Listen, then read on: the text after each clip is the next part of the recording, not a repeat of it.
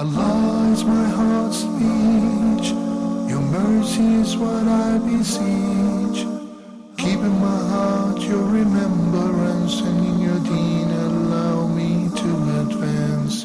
Help me in my quest, permit me to pass the ultimate test. Help me in my quest, permit me to pass the ultimate test. السلام عليكم ورحمة الله وبركاته. بسم الله الرحمن الرحيم. الحمد لله رب العالمين، والعاقبة للمتقين، ولا عدوان إلا على الظالمين، والصلاة والسلام على سيد الأولين والآخرين نبينا محمد وعلى آله وصحبه أجمعين. وبعد. Brothers and sisters, welcome to a new edition of Ask Huda. The phone numbers are as usual, area code 002 0238 555 248 or 249, and the email address is ask@huda.tv. Okay. One or two pending questions from yesterday. A very important question from Zubayya from the Kingdom of Saudi Arabia. The question is, I own a home that we are living in, and I also own another home that I rent out. Additionally, I own a piece of land which is not in use. What is zakatable? This question, there was another question by another gentleman also inquiring about somebody who bought a huge property and it is sitting there. And he was asking whether he owes a zakah on it every year or not. So I say, and Allah subhanahu wa ta'ala knows best. Number one, the house that you're living in, the house that you prepared for your children to live in the future, none of that is zakatable. The house which you prepared for rent, it will be zakatable when you collect the rent, and after deducting the expenses, there remains the profit in addition to other positions that you have. As long as it reaches the nisab, then it is zakatable. You add it to whatever you have. Or by itself, if that is the only thing that you have, if it reaches the nisab, the rent I mean, then it is zakatable. But you do not pay the zakah on the value of the house itself. What about the properties? Now we're going to ask you a very important question. What is your intention? What was your intention when you bought the property? Did you buy it for trade? Some people invest in buying lots. They buy lands and then they put them in the market, they sell them, they buy another lot and so on. In this case, it is zakatable whether you sell it or not. Once the hawl is due, you ask in the market, what is the value as of today? Then you pay the zakah value, 2.5%, like cash exactly. Somebody inherited a property and it is just sitting there. One day he is not determined whether he will sell it or build a house on it or a farm or donate it or a masjid. So he is not determined. He is not sure that he is going to invest in it by selling it and consider it as a trade or as a business. So in this case, that is not zakatable too. It will be only zakatable or subject to the zakah whenever I buy the property with the intention of investing in it, resell it, like cash exactly. Then it becomes one of the urud of the tijara or the trade. I hope this is clear. Buildings which are for rent, you do not pay the zakah on the building itself or the store or the shop. Rather, you pay on the rent that is collected once it is zakatable. I mean, once it reaches the nisab and it is sitting there for an entire lunar year. هذا والله تعالى أعلى وأعلم. السلام عليكم ورحمة الله وبركاته. Our first caller today, Abdul Jabbar from Qatar. السلام عليكم. عبد الجبار from Qatar. Yeah, Abdul Jabbar, how are you? عليه السلام شيخ. كيف حالك? Great, alhamdulillah. Thank you for asking. Thank you. Yeah, I have three questions. One? Is it permissible? Three questions I have. Yeah, go ahead. Is it permitted? Yeah, is it permitted to behind if we are praying tahajjud prayer to read the Quran, either English translation or Arabic Quran behind the Imam, just following him to read the translation? In tahajjud or a fard prayer, is it permissible like that? Okay. And second question is regarding the sunnat prayer. In India, we pray like 4 sunnat before Zuhr, Asr, and also Isha 4 Sunnat prayer like that. Is it only 4 Sunnat or 2 we have to pray? Not compare like continue 4 people are praying. That's before So is it allowed to pray 4 or 2 but Sunnat prayer? Okay. So this is the second question. And third is regarding Tabligh Jamaat. Yeah. Like in India also they go like 1 month leaving the family, they go outside to like countries also we are going. So is it permitted like Tabligh Jamaat, whatever they are doing, is it correct or wrong?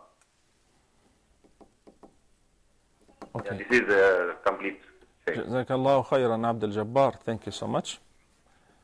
Brother Omar from United Arab Emirates. Assalamu alaikum. Assalamu alaikum. Can you hear me, Sheikh? Yes, I can hear you. I want to say thank you for responding my 2 previous questions. And I have 3 questions. I'll try to make them as short as possible, okay? Go ahead. Okay, first of all, I wanted to know, is it permissible to read the Old and New Testament just for information, but not to remain indifferent, but just for information and for dawah users and to understand people of the book? That's my first question. Let me ask you a question. In order to answer your first question, let me ask you a question. Do you have a degree in Islamic studies? Sorry? Do you have a degree? Did you obtain a degree in Islamic studies? Did you study Sharia? No, it's just interest. Okay, so you did not study the Quran and its tafsir and the No, fiqh? I didn't know. I didn't. Okay. Okay, can I ask my second? Can I ask my second question? Sure. Okay. What is the reason for the Christian and Jewish disbelief in Islam, and what's the reason? They had clear signs in the Torah and the Injil that they said that Muhammad is going to be an Arab. I mean, the next messenger is going to be an Arab, and he's going to have these and so signs. And why was Salman Farisi, who was a Persian, did he follow Muhammad while the rest of the Christians and Jews would disbelieve in him? Is the question clear enough? Clear. Okay, the last question, sorry.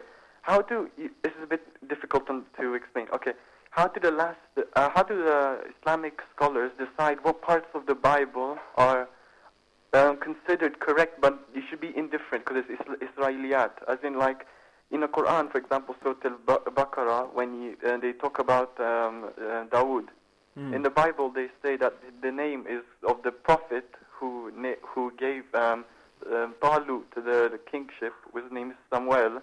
Well, some Islamic scholars say this is correct, but we should remain different. So I just want to know, how do they decide? Thank you, Is it clear enough? Very clear. Thank you. Okay, thank you so much. Assalamu alaikum. Excuse me. Wa alaikum assalam wa rahmatullahi wa barakatuh.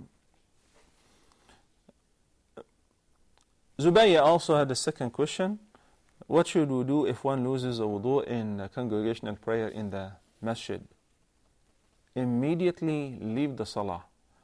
It's a major sin if somebody stays in the salah knowing that he or she does not have wudu.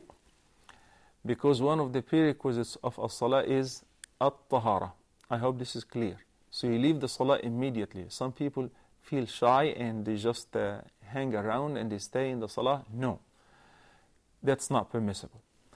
Muhammad from Spain asked about sometimes in the jama'ah, in the congregational prayer, people recite to themselves very loudly. He means along with the imam. What's your opinion concerning this matter? The Prophet ﷺ forbade the ma'moom, the follower in the sound hadith, from reading or reciting anything along with the imam other than Surah Al-Fatiha, and of course we discussed when, not while the imam is reciting, but after the imam recites Al-Fatiha, then you gotta start reciting Al-Fatiha on your own. That's called munaza'ah. You're competing with the imam. Unfortunately, a few days ago when I was praying somewhere, and this is very common, you can see this in the haram right and left, people enjoy the melodious recitation of the imam, so they start joining the imam, not in reading, rather with humming. So when the imam is reciting a word that has a mad, long mad lazim, 6 counts or whatever, they start and sometimes even they get sucked in that mood, and they start moving with their fingers like they are maestros. They're running a music symphony or something like that. I had to ask the brother next to me to calm down, have some khushu' in the salah. That was in the haram. I say, brother, you are in the salah. What is this exactly? Even if the person does not understand, his finger is moving right and left, he's motioning with his finger like he's running the show. That's not right. This is one of the ways that the shaitan ruins your prayer. So sometimes by whispering, by diverting your attention from the recitation, from the contents of the salah. This is one of the things through which a shaitan diverts your attention. So he keeps you busy with the tone, with the beautiful melodious voice, and you join in by your finger, by your hand, that's not right. That is not permissible at all. This is excessive movement, and what the person is doing by the humming can also ruin the prayer. Wallahu ta'ala alam. Unfortunately, it's not only him who will be affected by that, but the people are next to him, because for like several rak'ahs, the guy messed up my prayer. And it's not, as I said, one or two. Unfortunately, it is common. So in the salah, you got to be quiet behind the imam. Also, the brother who said that, can we carry the Quran and read the translation? No, you can't do that in the salah. Carrying the Quran behind the imam, if the person is correcting the imam, yes. But the habit where we see everybody is carrying the Quran and the whole line is carrying the Quran, no. Just enjoy listening to the Quran and sit, as Abdullah ibn Mas'ud said. Furthermore, Allah subhanahu wa ta'ala said in the Quran, إِذَا قُرِئَ الْقُرْآنُ فَاسْتَمِعُوا لَهُ وَأَنصِتُوا لَعَلَّكُمْ تُرْحَمُونَ. When you hear the Quran is being recited, so not just listen to it, but listen attentively. وَأَنصِتُوا, and be quiet in order to receive mercy from Allah subhanahu wa ta'ala. Assalamu alaikum wa rahmatullahi wa barakatuh. Maryam from the Netherlands. Assalamu alaikum. Assalamu alaikum, Maryam. Excuse me. Yes, Sister Maryam, you're live on Ask Huda. Yes, I would like to ask a question. I'm working in a bank since, and I have some advice from the sister that I should immediately stop. And she told me also the money that I'm still having, give it in Saracom, and that I should give it to any Islamic institution, and that they can only use it for building toilets. And are you still currently working at the bank? I'm sorry? Are you still currently working at the conventional bank? I'm still working in the bank. You're still? But very bad connection, Sister Maryam. Okay, I don't understand whether you're still working or not, but I will answer you both ways, inshallah.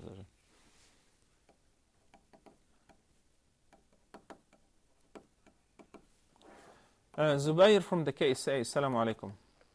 Wa alaikum assalam wa rahmatullahi wa barakatuh. How are you? Sheikh, I hope you're doing good today, and I really appreciate you answered my questions. Alhamdulillah. So I have one more question today, plus in addition to the question what you answered.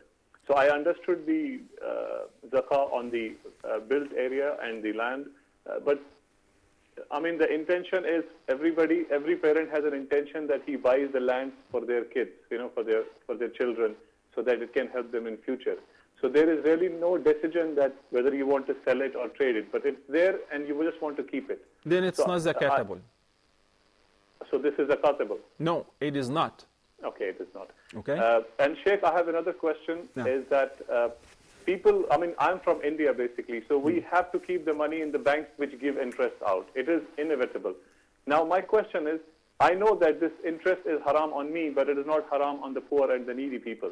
My question is, do we have a category on the needy people, or it can be like anybody who has some source of living but requires something like he has an operation or something similar to that, but he's not a needy, but he has requirement for money from time to time. So can we give this amount to such people as well? Okay. Jazakallah khair. Wa jazakum.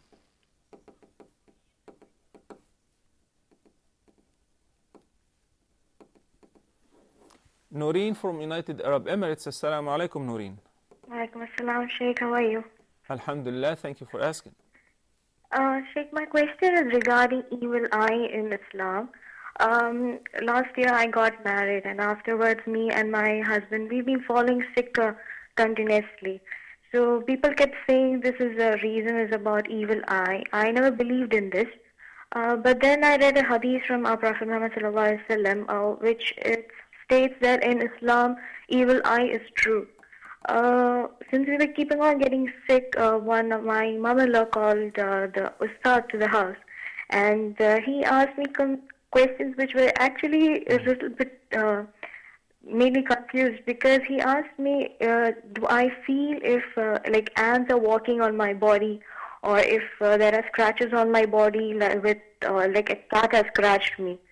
I just didn't understand this, and recently again when I fell sick, my mother-in-law went and met an ustad, and he said that we have to do some zikr, and it will take around some 10,000 rupees to to do all the zikr. I just don't believe in this. I just want you to just clarify it.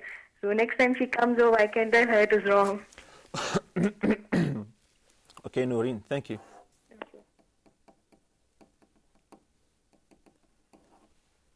Okay.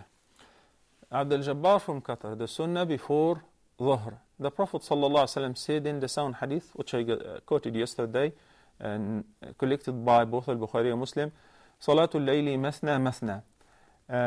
The prayer at night is 2 by 2. And in another narration, one nahar, and also the day. So the nawafil, the best format to offer the nawafil is to pray 2 by 2, 2 units, and tashahud and taslim. If somebody does not do that, like prays the 4 altogether with tashahud in the middle, is permissible, but that is the ideal case that the Prophet ﷺ prayed and described. Tabligh Jama'ah. The answer to that question is presented in writing as well on our website, because it is not about yes or no, halal or haram. It requires detailed explanation. In brief, giving da'wah is the duty of every single Muslim. The Prophet ﷺ was ordered in the Quran to say, قُلْ هَذِهِ سَبِيلِ. Say, O Muhammad ﷺ, this is my path. أَدْعُوا إِلَى اللَّهِ. I call people unto Allah subhanahu wa ta'ala, unto His way. عَلَى بَصِيرَةٍ. On an insight. There is actually a methodology of da'wah that is presented in the Quran and in the Sunnah of the Prophet ﷺ.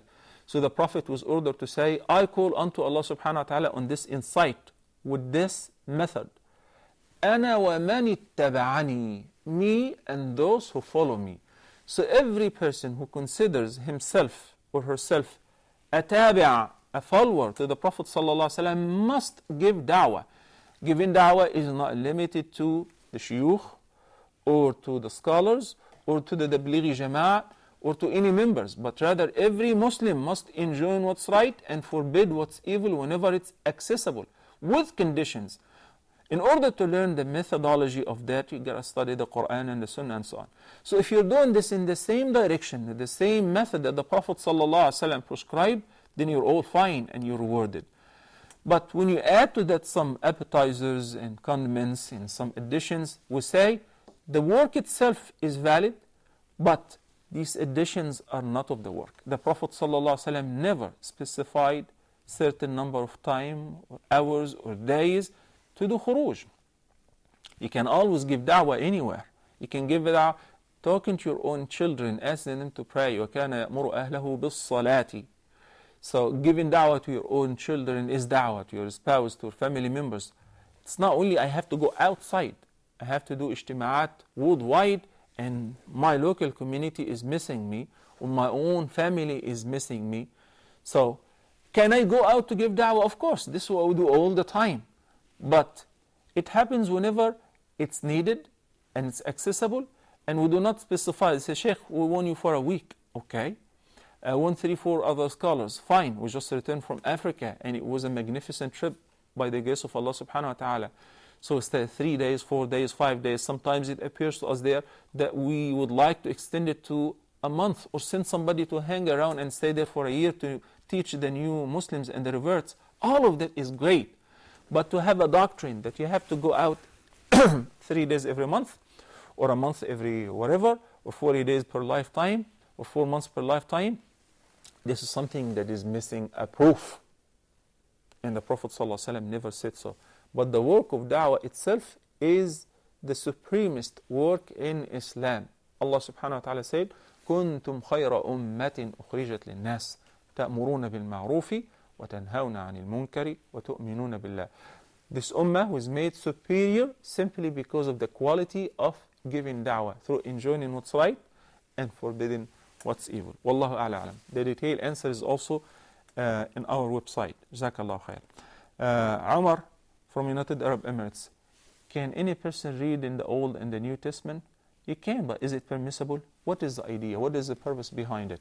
I just asked you, did you finish reading the Quran? If you did not get to finish the Quran, you did not study the Quran, you do not know much about the Sunnah, you did not even get to read the book of Riyadh Salihin. So why would I waste my time and I read the ancient books, which we know for sure that the Quran tells us that these books have been altered? Let's not talk about the Quran, what it says about other books. One of my colleagues, PhD in theology, we teach together in the States, and he was leading a church.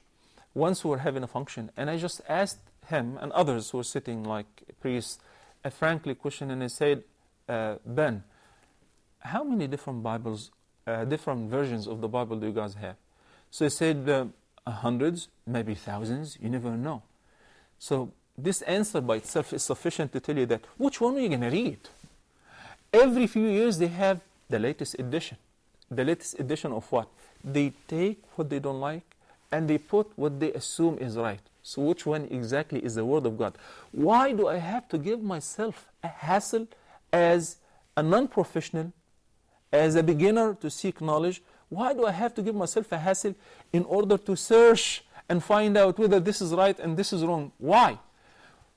Even though those who are professional, we are in this field and business, when I present a statement in the Bible to a priest and I say, what do you think of this? You know what? They say, well, we don't believe in this part anymore. So, it's a waste of time. If you can select and choose what you believe in and what you don't believe in, what you take and what you reject, then what is the idea of having what's called a divine book? The case with the Quran, every word, every letter, every vowel is from Allah subhanahu wa ta'ala. So learn the Quran. Umar ibn Khattab, even though he studied the Quran, but he did not master it. Once Nabi sallallahu alayhi wa saw him and he was holding a scripture from the ancient scriptures. He said, what is this? He said, one of the books of Ahl Kitab. He said, the Quran has got it all. And it's got the authentic and the profound message. You want to know about Ahl Kitab? Not from their book. I bet you don't want to know that Prophet Lut was into homosexuality. That's in their book. You don't want to know about Prophet David and what he did in their book. You don't want to know about the rest of the prophets between adulterers and committing theft and killing and murder. This is what they talked about their prophets in the book. You want to read that? There are some very, very awful sexualities in these so-called books, divine books. They are not divine books, of course. So, if you want to learn about the prophets, they have been mentioned in the Quran. You want to learn about Bani Israel and you know all their stories, I will give you a gift. The book of Ibn Kathir, Qasas al-Anbiya. It gathers and summons all the Quranic verses about each prophet in the Quran and put them in one chapter for each prophet. This is if you want to know. About the Israelites. These questions are very advanced for you, Umar, and for even regular seekers of knowledge, to know which one is Israelites and which one is not. These ahkam very, very deep. And the bottom line is, whatever we find in the altered books that coincide in the Quran and the Sunnah, we say, yes, this is from the original book. It's got to be. And whatever opposes what we have in the Quran and the Sunnah, then definitely it is not. Whatever opposes the moral system and the aqidah and belief, then it is definitely not. Now, which one are you going to waste your time reading? Which version of these versions exactly? Do you know? You don't.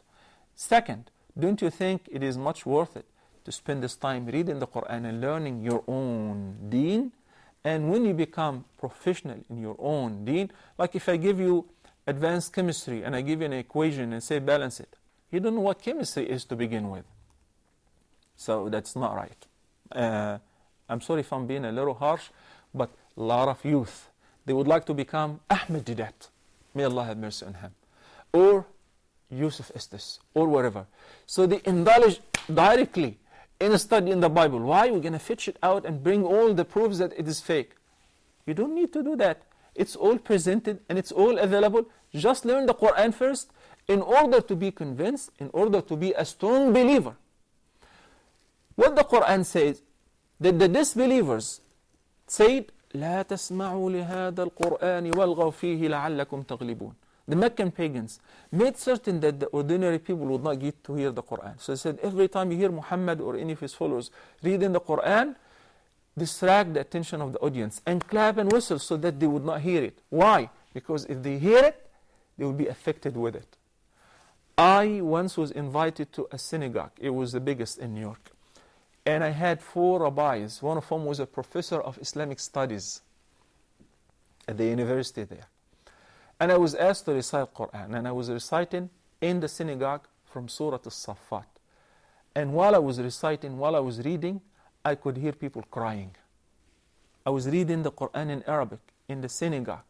And once I finished, I got a lot of questions. How can we read this book that way? It is the Quran. It's not because Muhammad's voice is melodious. No. But it is a fact. It is the power of the word of Allah subhanahu wa ta'ala, even though they did not understand it in the language it was revealed with. That is not available in any other book at all. So please, learn the Quran, read the Quran, memorize the Quran and understand it. Then inshallah afterward, after you master that, you can start learning about other books. Assalamu alaikum wa rahmatullahi wa barakatuh. Muhammad from the KSA, then Suhail also from KSA. Assalamu alaikum. Wa alaikum assalam wa rahmatullahi wa barakatuh. Sheikh Sada, I just wanted to know, gold and silver, they have 2.5% as zakat value. What happens to the cash in the bank, which is there, and also about the interest which we get on the cash? This is a transaction is in India. And already the person has deposited some amount, and the amount of interest wants to know what to do with it. Okay. Jazakallah khair. Gold, silver, cash, or goods which are prepared for sale are all zakatable. Cash equals gold. You can buy gold with cash. And we say that the 1 gram of gold is worth 249, whatever amount, whatever price of the current price. So the cash is zakatable too once it reaches an nisab by itself or in addition to other positions. Similarly, the goods and commodities which are prepared for sale, likewise. What about the interest that you collect unwillingly when you deposit your money in a conventional bank in non-Islamic countries? Because in an Islamic country, if there is an Islamic bank, then it's not permissible to save your money in a conventional bank. Okay? So what happens to the interest? Do you pay zakah on it? This interest money is haram, is filthy. It's like a malignant tumor. You gotta get rid of it as soon as possible. So once you take it, you give it away, and of course when you give it away there is no zakah on it. So this money is not yours, nor is it halal, and there is no zakah on it, because you will give it away entirely to get rid of this filth. But you will pay the zakah on your halal lawful position that is saved in the bank. Allah Ta'ala ahla wa ahla. Excuse me. Suhail, thank you for waiting, Suhail. Assalamu alaikum. Wa alaikum salam. How are you, Sheikh? Alhamdulillah, thank you, Suhail. Ramadan Kareem to you, Sheikh. Barakallah feek, may Allah bless you. I am an Indian and I live in KSA. So actually we don't have an interest-free bank in India. So my question is that can we use the interest money which we get from the bank for paying income tax, which is actually used for the infrastructure of the country? Okay. Thank you, Sheikh. That's my only question. Suhail, despite the fact that yes, the interest is based, the interest is haram, and the tax that you're paying sometimes is exaggerated and is used in building whatever, but you cannot use the haram in settling another haram. So that is not permissible. And it saddens me to know that a huge country like that with hundreds of millions of Muslims cannot have an Islamic banking system. Why not? Muslims are very rich in India, mashallah. Many of them are rich. There are some people who can actually open a bank on their own. So why not? Like Muslims in the States, for more than 50 years, have been talking and discussing the issue of halal meat and haram meat. Till today, why not have our own farms? Why not have our own so-called kosher but halal meat? Even the halal meat stores and factories, they do not slaughter. They just process the slaughtered meat. So for more than 50 years, we've been crying and we've been feeling sorry that we don't have halal provision. Why? Because we're not focused. This is something that we consume on regular basis, not just daily basis, but every minute somebody is eating something. Our children, they want to run to McDonald's or Burger King or Whataburger. They want to grab something to eat. So why not have our own halal facility? And these stores would love to have the halal meat provided to them, because Muslim community is going bigger and bigger and bigger. In a country like India, the number is huge. In the States, over 8 million people. They outnumber the Jews. You can see the kosher sign everywhere, even on water. And once again, I don't know what could be kosher about water and Ziploc plastic bags, but it's kosher as well. While we're struggling to have something like that, they started, alhamdulillah, having an Islamic banking system and amana fund and so on, but we still have a long way to go. First of all, we have to be united, and we have to have a religious inspirer who tells us what's halal and what's haram. If the person believes himself because he has a PhD in accounting or whatever, he believes that he knows it all and he can put the best Islamic system in finance, that's not right. You have to have a council of scholars who tell you this is halal and this is haram, so that would not get out of haram into another haram. Okay, thank you, Suhail. Assalamu alaikum.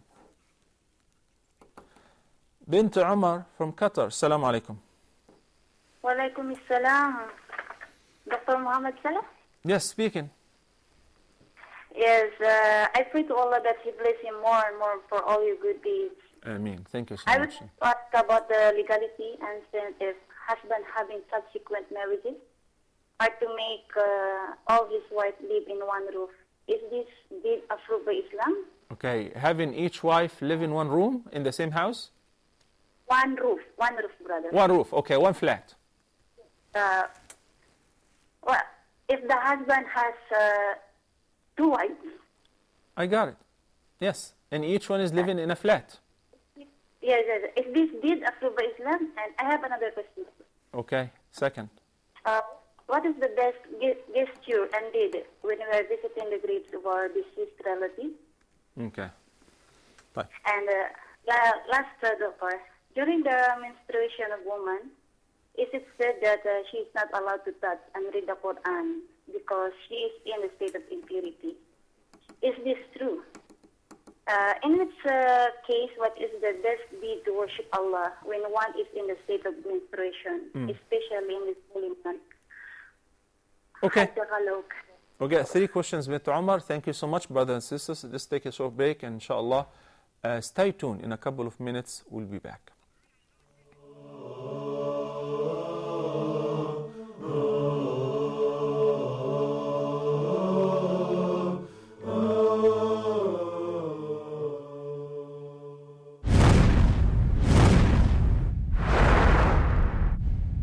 Welcome to Ramadan in Focus. I'm Yusuf Estes. Bismillahir Rahmanir Rahim. Alhamdulillahi Rabbil Alameen. Whether you're Muslim or non-Muslim, you can appreciate the subject of Ramadan. As we say in Texas, get the hay down where goats can eat it. You know? Totally and completely all mercy, if there is mercy, must be coming from Ar-Rahman. How much? 99 times all of the mercy that's ever been shown in this universe is going to be shown to the believers on that day. And certainly we will need it. Isn't that the truth? Look, this is from the mercy, the rahmah of Allah. So it's always a responsibility of Muslims to make sure the right message gets out. But it's also our responsibility to listen to those in authority over us.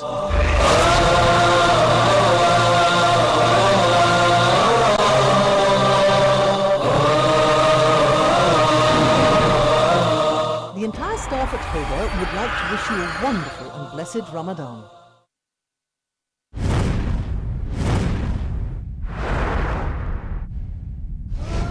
All the prophets are brothers, and they represent the same message. What was the call of the prophet? What was his invitation? He was inviting to what? So the prophet said, "Oh Allah, grant your mercy on the one who is tolerant if he sails, on one who is tolerant if he buys, and one who is tolerant when he seeks his rights." Try to discipline them in the best way. Those daughters will be his shield. That means those will be the reason, the cause of his protection from hellfire. Because of what? Taking care of them. What you have in this life, no matter what you have, is less. And it is temporary.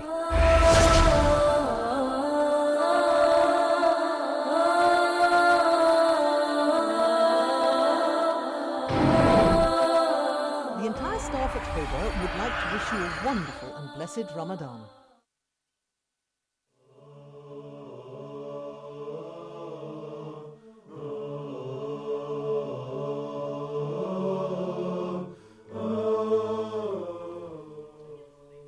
Assalamu alaikum wa rahmatullahi wa barakatuh, and welcome back. We already have a caller, Samia from KSA. Assalamu alaikum, Samia. Wa alaikum assalam wa rahmatullahi wa barakatuh. Sheikh, I want to ask about the zakat. I have amount of gold like 100 gram or less than that. And we are newly married, and I have this gold from before Ramadan, yani Shaban. And I did not give zakat on Shaban because we have a lot of credit. Me and my husband, both of us are working. Still we have a lot of credit. So once I heard on another channel, Islamic channel, that we can't pay zakat if we have more credit what we own the gold. So it is possible that I can't pay the zakat now? Okay. So how long you been having this gold, Sister Samia? Since 1 year.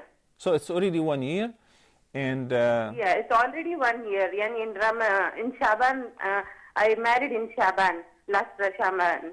Okay. So I had from that time. Okay, thank you so much. And and my second question, if before getting married, if we are speaking with our fiancé, is there any problem? Just speaking. Speaking, yes, speaking. Okay. And do Allah will punish us for that? Okay. Because mine is a love marriage, and we used to speak from long time. So after getting married, we are thinking that maybe Allah is punishing us for that. We have usually some problems like that.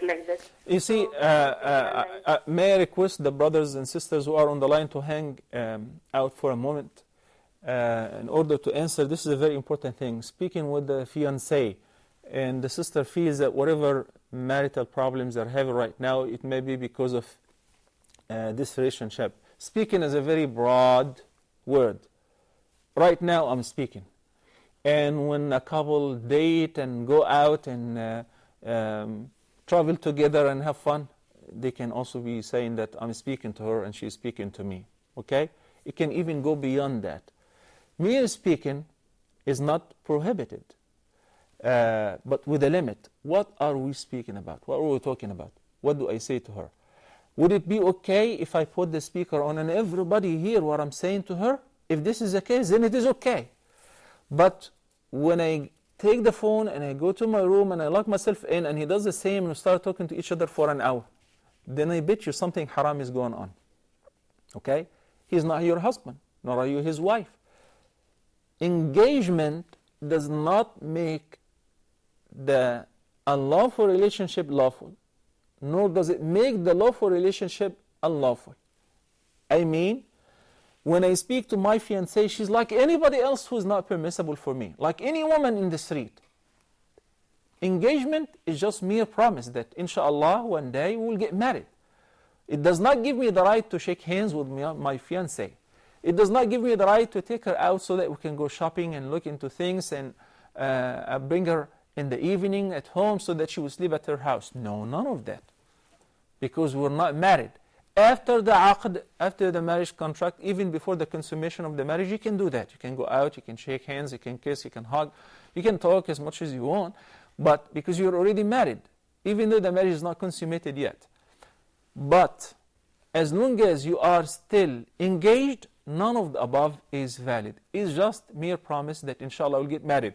And it gives you a chance to get to know your fiancé. How? You go home, you visit each other in the presence of the mahram, the guardian of the girl. You're not by yourselves. So they hear what you guys talking about, you present questions and hear answers and so on. This is a proper way. When you say that our marriage is a love-based marriage, nothing wrong with that. Do you think that the shuyukh do not love their wives? Do you think that the religiously committed people do not fall in love? Of course, they fall in love. And the Prophet ﷺ addressed that. The Prophet ﷺ was in love with Aisha after marriage. Because before that, he did not pay attention. And can I love a woman or can a woman love a man before marriage? It is permissible because something that is out of your control. Love, you do not control it. And that's what the Prophet ﷺ said. I do not see any solution for a couple who are in love better than marriage. That is the only solution to get married. But the question is, how far does this love go? In the action that I take based on this love. I love a woman. I saw a girl whom I love so much. She looks nice. She's educated. She speaks very eloquently. So I loved her. Or she loved me. Fine. Next step, I speak to her guardian. And the guardian would address her and get her consent. If she agrees, then everything is working out, we'll get married. If the guardian says no, and or if the guardian says no and he says yes, and the girl says no, then not a chance. Next, move on. So if a couple are in love and they pursue marriage legally and they do not fall into outside marriage relationship, then there is nothing wrong with that. As far as the problems that erupted after marriage, every newly married couple take this advice, and we spoke about it in details more than 6-7 years ago in the program of Visitor at Home. The first year in marriage is the toughest year, okay? Like those who are studying medicine and they take a pre-medicine 1 year. If you pass this year, then you're a good candidate. Then inshallah you'll make it. So if the couple can overcome the problems and the obstacles, because you guys are coming from two different traditions, I don't want to say cultures, but I have my lifestyle and she has her lifestyle. She was living with her parents, I was living with my family, so we are different. Now we're going to merge and melt in a melting pot and become like one. It is not that easy, no matter how much you love each other.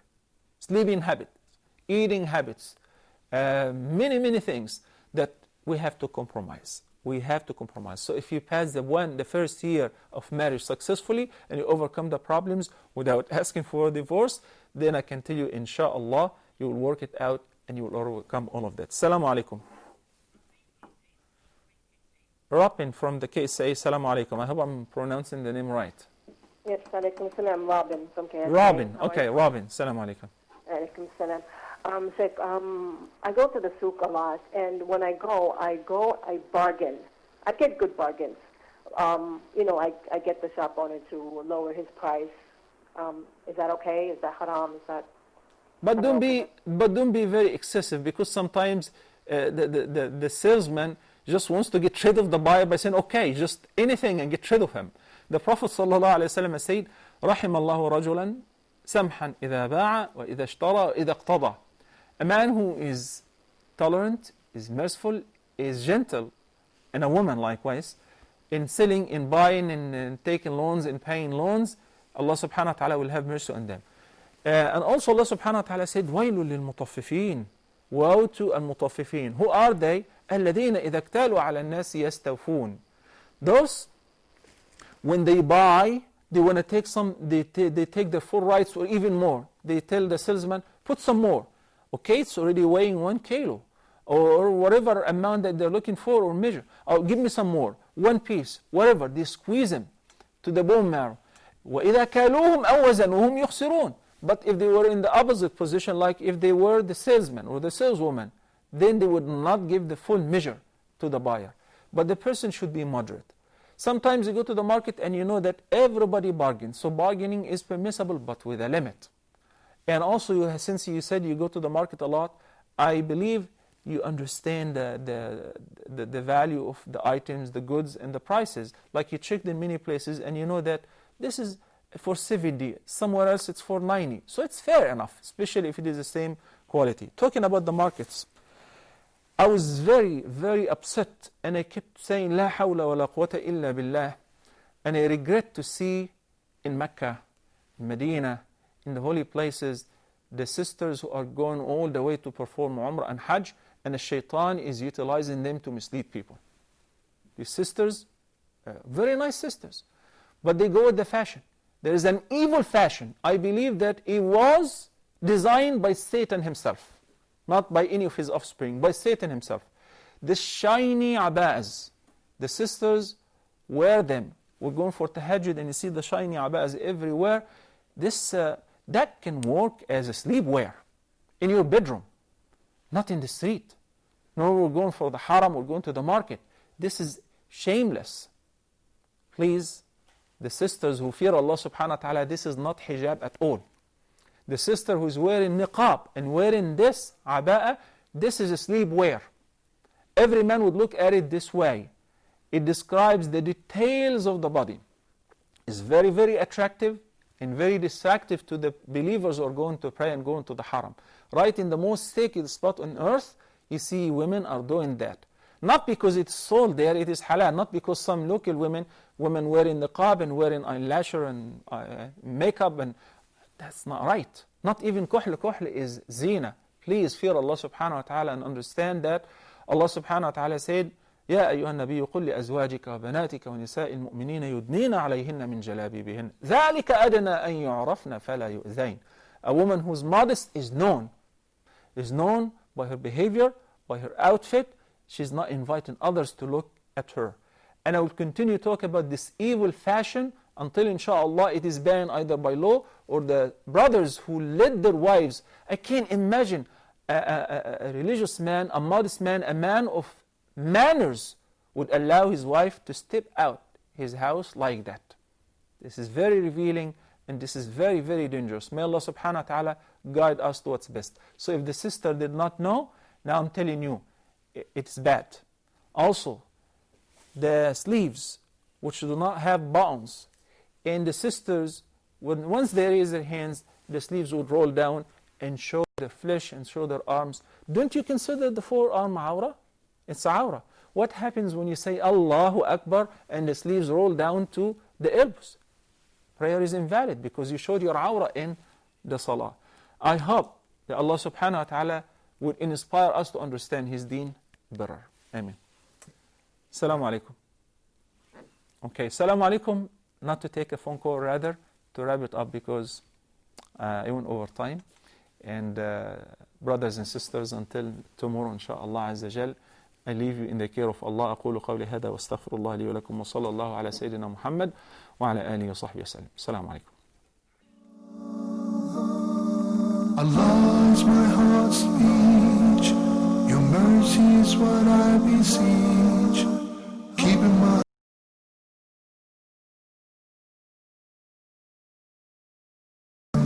help me in my quest. Permit me to pass